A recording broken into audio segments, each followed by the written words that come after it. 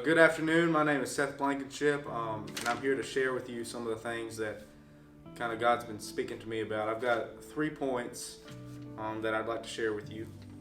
The first one, and they're all from Proverbs 8 through 9. The first one is in Proverbs 8:11, which says, "Wisdom's better than jewels, and all that you may desire cannot compare with her."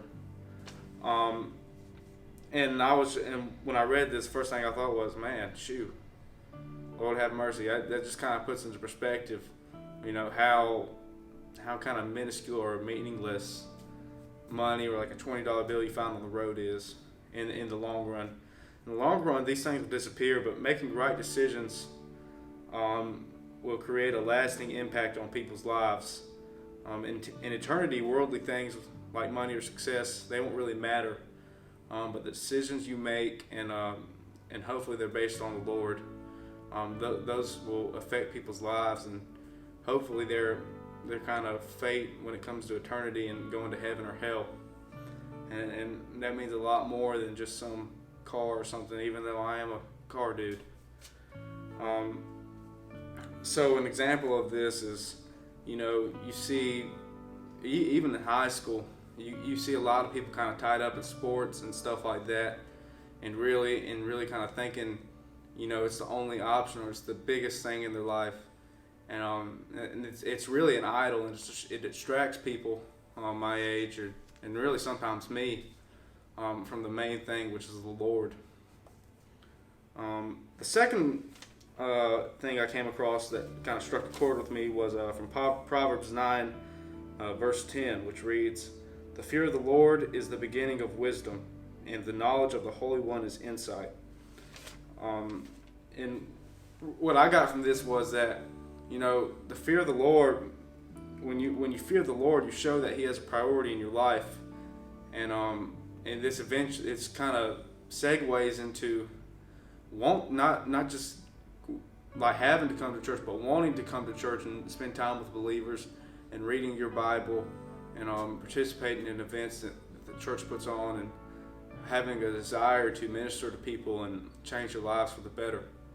And reading the Word and that kind of stuff, that has an effect on your life. I mean, you can even see it. You look at somebody who has worldly success, a millionaire and all sorts of stuff. They got a big jet, drive a Ferrari, all that stuff.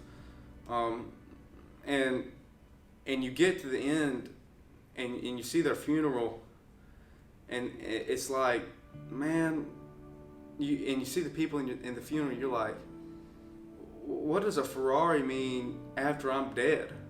What does a big house or a $40 million jet, what does that mean once I'm dead? So, and then you look at a godly man who's invested his time in his family and the people around him and his relationship with the Lord, and you get to his funeral, it's a celebration because there's been an impact. The Lord's used him to impact other people's lives for the better, and that leaves a mark on not just in those people's lives, but hopefully on the world that lasts much longer than that godly man is going to live.